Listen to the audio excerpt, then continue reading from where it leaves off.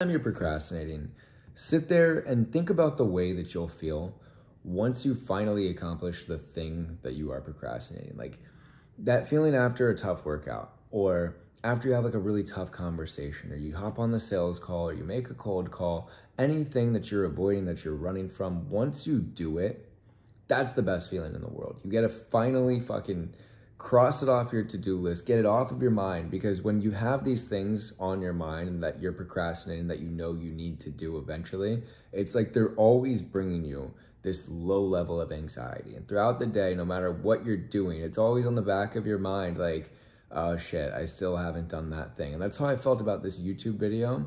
For the last 2 months, I've been procrastinating making YouTube videos. And it's been on my to-do list every day for the last 2 weeks. And finally today, I was like looking at my list and I was like, are you gonna do this, bro? Or like, you can put this off over and over and over.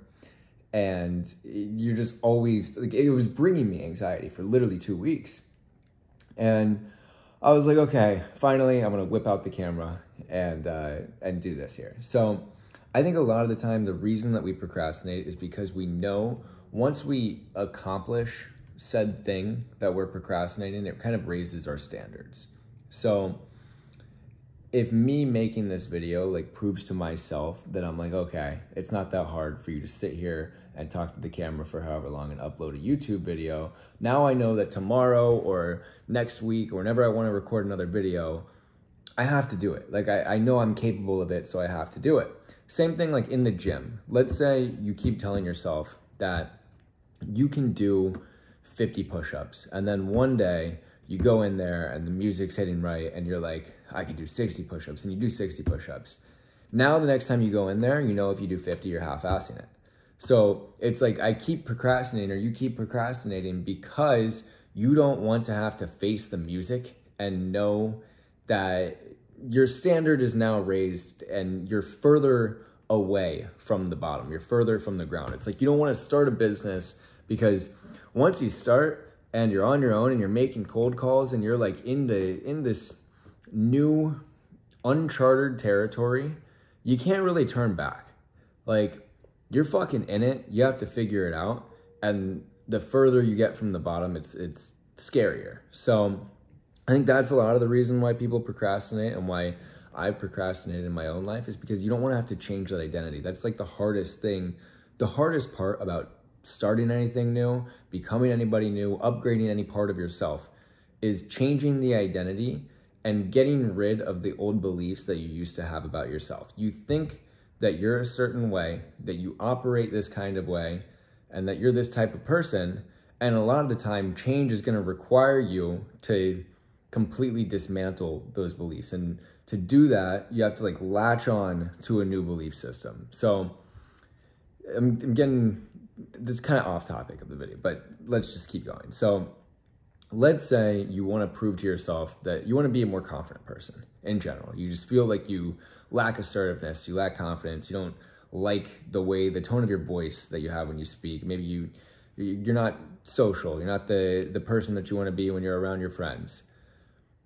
What you have to do in that scenario is listen to the story that you're telling yourself. Okay, I'm not the most confident person. When I'm around my friends, I get quiet. When I see a girl that I like at the bar, I'm not the type of person that's going to go up to there. And now, once you kind of understand those things, it's just doing the opposite. You have to kind of go find new data that's going to show you like, oh, you actually can be this way. You actually can be this person who leads the conversation, who goes up to the person that they want to talk to, who speaks with clarity and conviction in their voice. And once you just start to kind of like try it, it's almost like you're faking it till you make it, but you're just like, you're giving yourself a taste of something that can be true. And then after a while, once you just do this repeatedly over and over, eventually you forget that you were ever pretending. Like, I think about this at the club a lot when I'm looking around at all of the people talking and dancing. And there was a period in my life where I like really hated going to the club. And I just thought it was boring. It was awkward. Like, I don't know what to say. You can't really hear anybody. Like, how are you just going to vibe with someone when you can't hear? It's a bunch of strangers. And I would go and I'd just look around and I'd be like, and I'd start judging everybody because, you know, whenever you like don't like something, you just start to judge everybody so you feel better about yourself. And I was like, okay, well, I'm looking around. Now I enjoy going to the club. And I'd look around now and I'm like, everybody's kind of just pretending here. Like, I'm sure everyone that you see that looks really confident, that looks smooth, that looks like they know what they're doing. It's just they once upon a time looked around at other people and observed what the other people were doing. And then they were like, okay, like that's how I'll act. And then they started acting that way. And eventually that's just who they are. It's like, you just have to kind of embed this idea, this new idea of who you are into your psyche until it becomes a part of you. Like, the most consistent people that I know in business are usually like, their habits are completely dialed and the work becomes a part of them. Whether there's somebody who's like more routine oriented, like I have friends that they're up at 7 a.m. every day. They do the exact same thing every day. They have the exact same thing to eat. They're just like autistically, I don't know if I can say that on YouTube, but I'm going to. They're just autistically consistent. And it's like a weapon. It's a good thing. But then I have others who, like, their schedules are a bit more sporadic. They're not as militant or rigid. But that work, that identity is still a part of them. Like, they're constantly working. They're constantly doing the things that they know they need to do each day. Like, they just probably have a set of habits that if they know they journal or meditate or get a really tough workout in, like, then they're dialed and they can stay dialed even when their schedule isn't that consistent because their identity is so strong. They aren't gonna let external circumstances and factors like affect what they know they need to do to feel like they're progressing and feel good about themselves. So I know, like, this is kind of a tangent from the original point. But anyway, for you to grow in your own life, for you to change any of the beliefs that you have about yourself, you just have to make the conscious decision to choose to be courageous in the face of uncertainty. And even when you're not confident, because that's how you create confidence. It's when you're going to go up to the girl and even if you look like an idiot, you're going to at least go say hi, even though you feel like you're not confident, even though you're not wearing the best fit that you could have worn that day.